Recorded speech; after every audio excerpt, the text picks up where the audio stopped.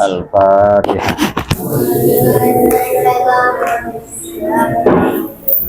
Alhamdulillahirabbil alamin.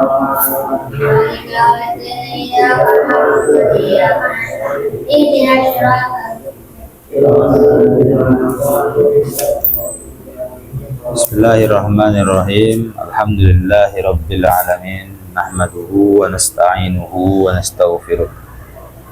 Wa na'udzu billahi min syururi anfusina wa sayyiati a'malina. May yahdihillahu fala mudilla lahu wa may yudlil fala hadiya lahu. Asyhadu an la ilaha illallah wahdahu la syarika lahu. Wa asyhadu anna Muhammadan abduhu wa rasuluhu la nabiyya ba'dah. Allahumma salli wa sallim wa barik wa azim wa akrim wa an'im ala sayyidina wa habibina wa syafi'ina wa karimina wa uswatina wa qudwatina wa qurrati a'yunina wa dukhrina wa maulana Muhammadin wa ala alihi wa ashabihi ajmain, amma ba'd. Halaman 15. Aslun alamatul buluhi salas. Alamatul buluhi salas. Buluh itu adalah baligh.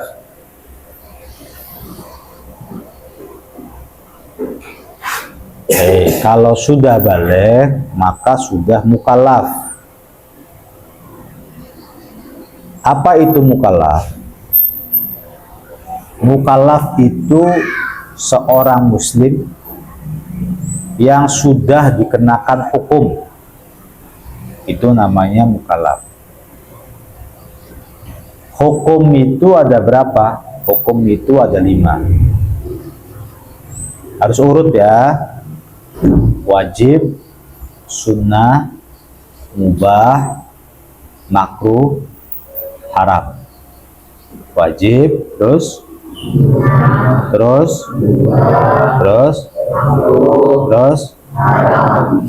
jangan diacak, harus urut.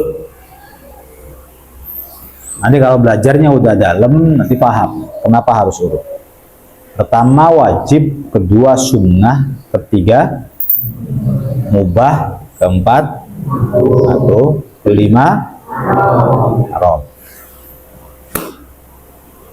5 hukum ini nggak akan kena buat anak kecil.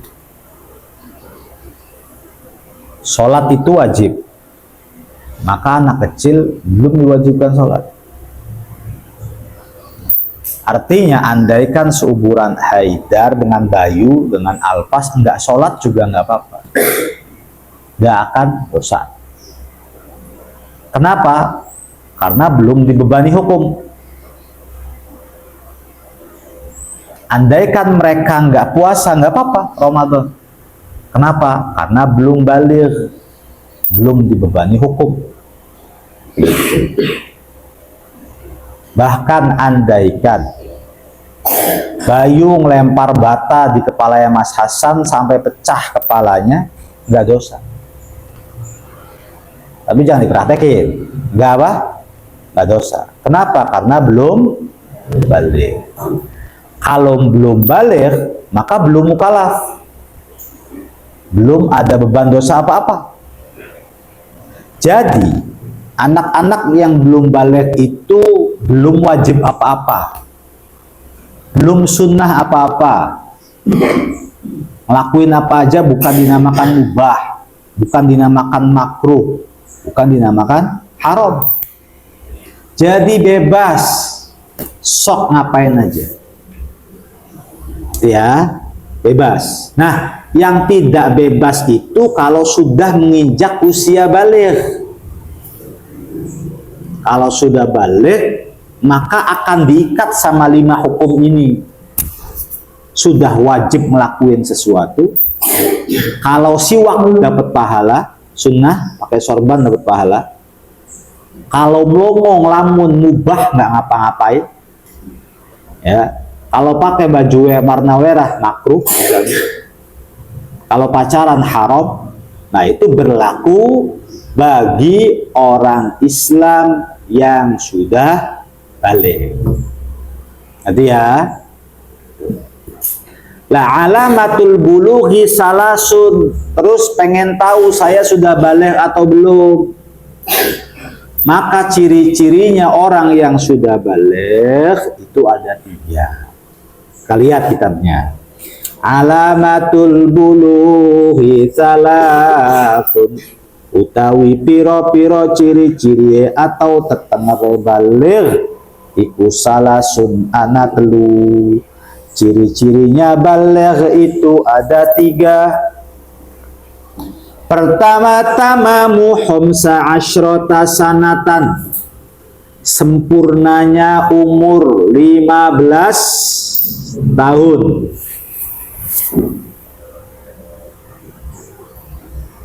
Berarti Abi sudah balik belum? Nah, karena umurnya lebih dari 15. Asasan umur berapa? 16. Balik belum? Balik sudah.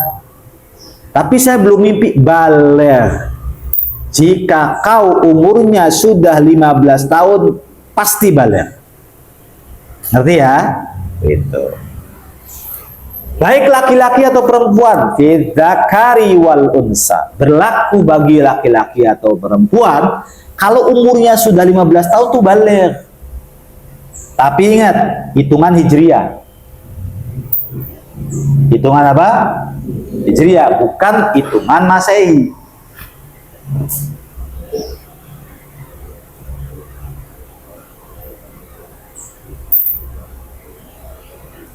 Apal bulan Hijriah nggak? Yang apal siapa angkat tangan? Bulan pertama Hijriah apa? Muharram. Habis Muharram? Habis Safar? Habis Rabiul Awal? Terus? Ya. Gampang nih kami. Musororo juju. Coba itu bareng-bareng. Muso itu Muharram dan Safar. Roro itu Rabiul Awal dan Rabiul Akhir. Juju itu Jumadil Awal dengan Jumadil Akhir. Habis itu apa? Muso, Roro, Juju, Jumadil Awal, Jumadil. Habis Jumadil Akhir apa? Nah, kamu tanggal lahirnya tuh tanggal berapa?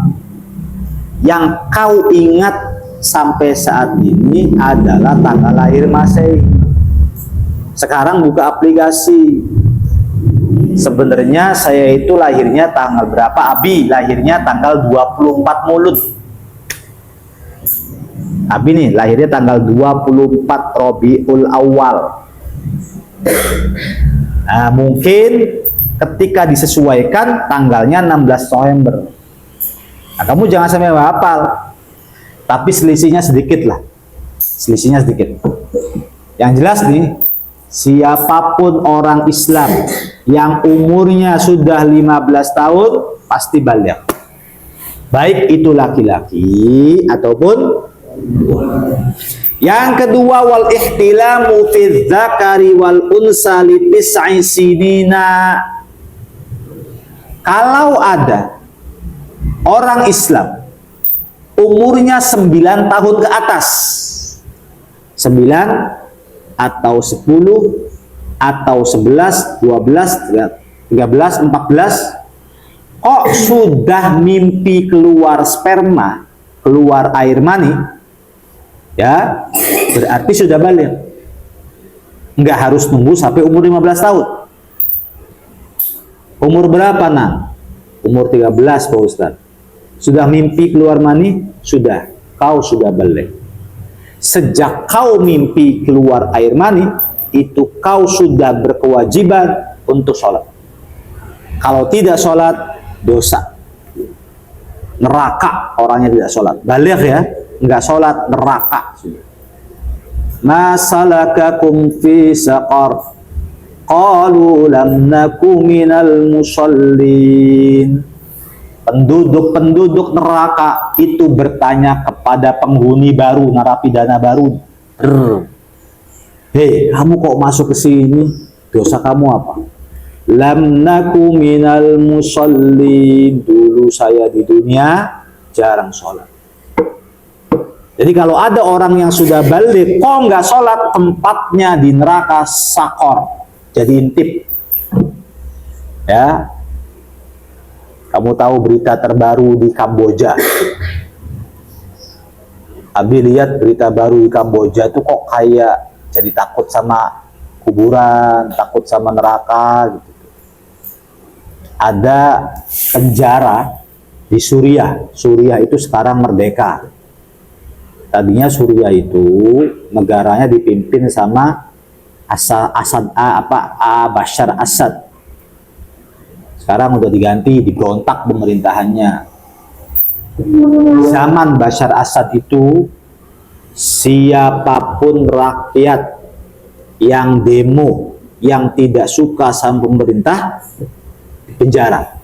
Penjaranya apa tuh? Abi lupa namanya tuh. Penjaranya tuh apa namanya tuh?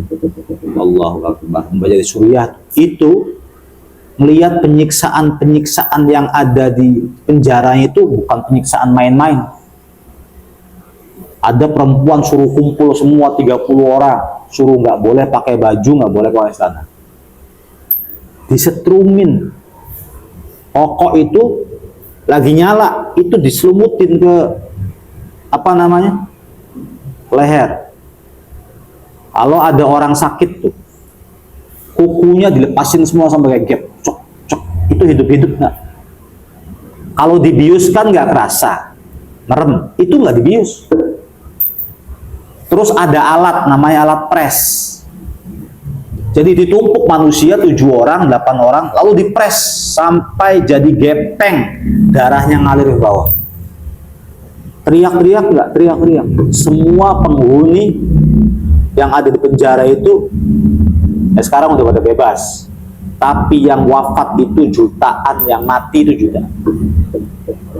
Jadi kalau lain kali lihat YouTube tuh jangan cuma lihat YouTube senang-senang. Lihatlah YouTube yang kita itu membuat rasa bersyukur kita tambah. Termasuk sekarang di Kamboja.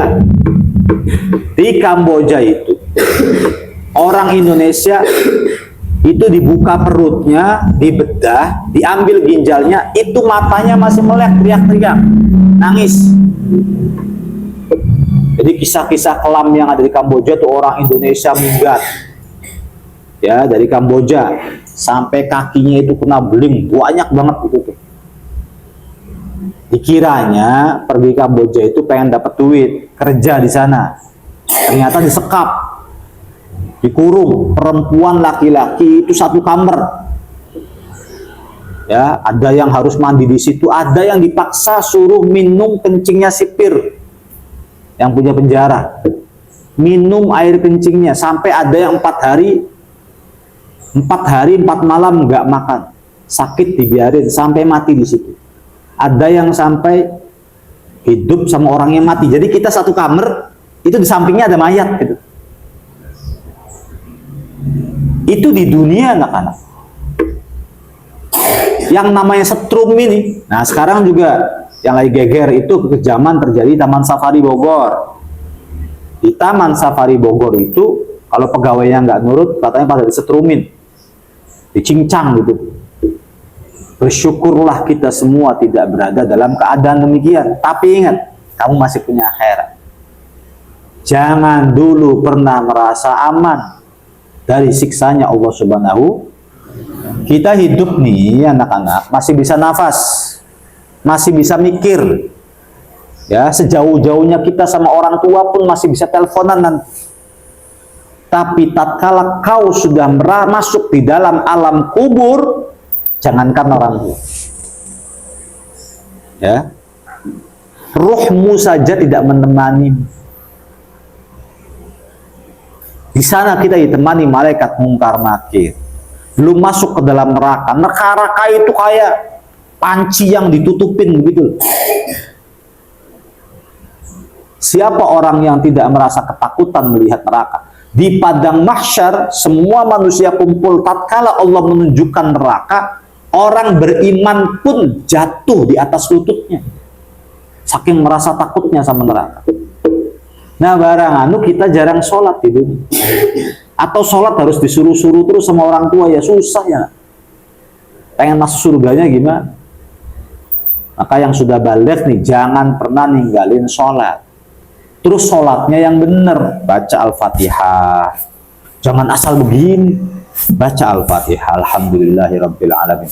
Ruku, i'tidal, sujud. Dicari tahu cara sholat tuh gimana yang benar. Biar kita jangan sholatnya sembarangan. Harus benar sholat tuh. Kalau sembarangan nggak jadi, nggak sah sholatnya. Kalau nggak sah nggak diterima. Ujung-ujungnya kita pun akan masuk ke dalam neraka sakor. Begitu ya. Jadi yang pertama, orang yang baligh itu umurnya adalah 15 tahun. Yang kedua, umurnya itu 9 tahun lebih tapi sudah keluar sperma, sudah keluar air mani. Jadi, air mani itu gimana, Abi? Air mani itu ciri-cirinya 3. Yang pertama, keluarnya terasa enak. Yang kedua, keluarnya menghentak. Ketiga, bau adonan roti. Jadi bau pandan. Kalau di sarung kita kok sudah ada satu cairan yang punya 3 ciri-ciri, berarti itu adalah air mani. Tiba-tiba kita bangun, loh kok ini ada di bau pandan. Nah, berarti air mani. Atau kita lagi tidur, tiba-tiba mimpi. Nah, mimpinya itu mimpi lebih ke arah biologis atau seks dengan perempuan. Lalu keluar sperma kita. Nah, itu adalah air mani. Air mani itu nggak najis.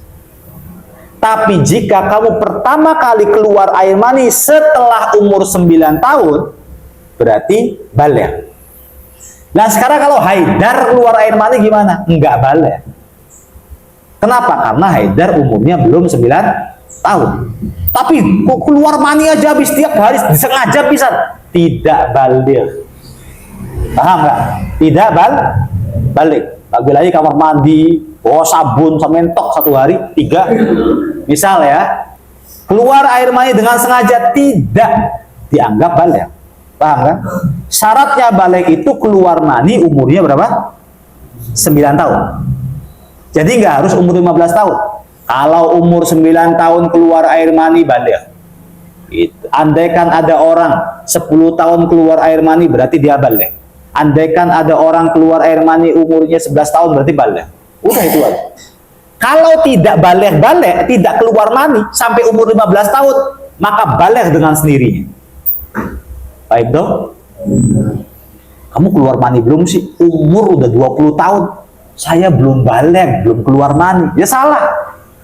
Kau meskipun belum keluar air mani, tapi kamu itu baligh. Balighnya karena apa? Karena apa? Umur berapa? 15 tahun. Batas, umur 15 tahun itu batas.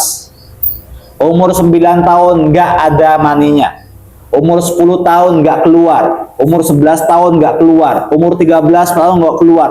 Umur 14 tahun, umur 15 tahun sudah. Berarti kamu sudah baligh dengan sendiri. Begitu ya. Terus yang ketiga, wal haidu fil unsa litis'i sinina. Haid bagi seorang perempuan apabila umurnya sudah 9 tahun. Jadi perempuan itu bisa keluar sperma dan bisa haid. Tapi rata-rata keluar spermanya nanti kalau sudah menikah. Perempuan itu biasanya keluar haid dulu. Apakah 9 tahun? Belum tentu. Ada yang keluar haidnya 10 tahun. Ada yang keluar haidnya itu umur 11. Ada yang keluar haidnya umur 13. Kalau sudah umur 15 tahun, kok belum keluar haid juga, balik atau belum? Balik. Paham nggak? Balik sudah. Umur 15 tahun, kok belum balik juga. Nah, ini menandakan orang balik itu adalah seseorang yang akalnya sudah mulai tumbuh. Seumuran kamu itu seumuran yang labil, banyak pengennya, manja, aleman. Terus kalau sudah kasmaran dengan lawan jenis, sudah nggak ada duanya, nggak ada yang bisa ngelawan. Seakan-akan itu surga milik berdua. Kamu salah, anak-anak. Justru para sahabat baginda Nabi Shallallahu Alaihi Wasallam itu dewasa tuh di seumuran kamu, nggak seperti anak-anak. Ya, Rasulullah itu ditinggal wafat ayahnya dulu. Jadi kalau siapa manusia paling sedih di dunia? Manusia yang paling sedih di dunia adalah baginda Nabi Shallallahu Alaihi Wasallam. Ujian kamu yang kamu hadapi itu nggak ada sedih-sedihnya, sedih bohongan. Ya, disiksa tidak, gitu loh. Disuruh kerja pun tidak. Paling ujian kita itu ujian konflik sama teman. Kalau enggak ujian jatuh cinta. Kalau enggak ujian rindu sama rumah. Ujian macam apa? Kamu lihat di Gunung Kidul di Jogja. Orang-orang kena ujian sampai pada bunuh diri. Gantungin diri. Kamu lihat di Jepang, ada siswa yang nilai kecil aja pada bunuh diri. Bunuh dirinya itu berjamaah sama teman-teman. Almannya hanya karena nilainya kecil gitu. Karena nggak punya agama jadi begini. Jadi bareng-bareng sama teman-temannya janjian, habis sekolah, yuk kita bunuh diri kayak gitu doang. Terus mereka tiduran, di bawahnya rel. Kereta lewat, geradang ke gilas semua. Makanya di Jepang itu ada gedung yang dikhususkan bagi para orang-orang yang mau bunuh diri. Jadi begini nih, ayo yang mau bunuh diri silahkan ke sini gitu. Saking apanya? Emang saking disiapkan untuk bunuh diri. Jadi sudah ada persiapan di lubang kecil tuh. Jadi kalau kamu lagi sedih mas, tarik tambang, gimana ada tambang yang mau bunuh diri? Enggak, ayo cepet-cepetan, turun, mati gitu tuh. Sampai didukung orang bunuh diri tuh. Saking apa? Saking banyaknya orang bunuh diri, frustasi. Abi ngalamin punya teman yang kehilangan uang, ketipu uang sampai 3 miliar. Apa? 3 miliar. 3 miliar kau belikan cendol, kira-kira bisa buat apa? 3 miliar ini bisa buat ngisi balong lele. Hilang duit. Kamu jangankan 3 miliar, 1 juta aja nggak pernah megang. 3 miliar itu 1 jutanya dikali 3.000. Nah. 1 jutanya ping 3.000 baru 3 miliar. Hilang duitnya, stres habis karena uang titipan semua. Sehari-hari nih kerjaannya ngelamun begini, gemeteran. Di hari ini itu ada orang yang lagi siap-siap menghadapi kemoterapi karena kanker stadium 4. Kamu kanker enggak? Enggak. Masalah kamu apa? Kamu tahu orang yang sudah kena penyakit, waduh, kalau udah kena penyakit susah hilang. Kalau penyakitnya flu, batuk, radang tenggorokan, sariawan, udah bisa. Ya, udah biasa kamu rasain. Tapi kalau penyakitnya penyakit gagal ginjal, jantung koroner, stroke, diabetes, kanker, Udah pada khawatir sudah. Harap aja umurnya panjang, ya. Tapi ya begitu.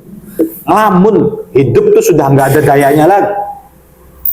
Hidup tuh udah kayak mau ngapain sekarang saya hidup.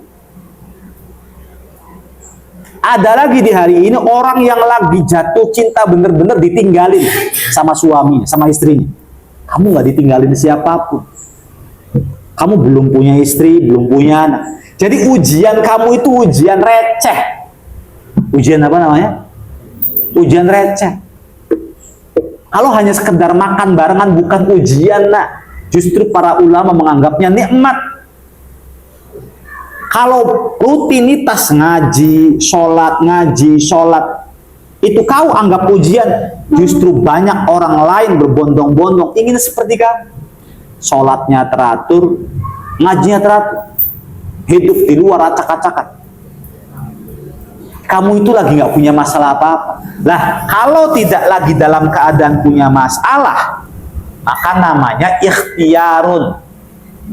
Kamu sekarang dalam keadaan apa? Ikhtiar. Kalau punya masalah dalam keadaan muttor. Kalau punya punya masalah dalam keadaan muttor.